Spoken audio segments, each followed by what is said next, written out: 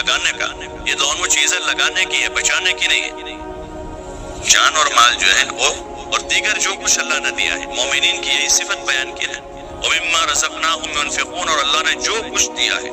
جان، مال، صلاحیتیں، جذبات، عزت، عورت، جو کچھ ہے وہ اللہ کے نام پر لگانے کے لیے، اگر ضرورت پڑے عزت لگانے کی عزت دے دیں اللہ کے کلمے کی بلندی کی خاطر۔ حضرت ابوبکر رضی اللہ تعالیٰ عنہ کی پوری عزت پامال ہو گئی، کلمہ پڑھا، لوگوں کی نظر سے گر گئے،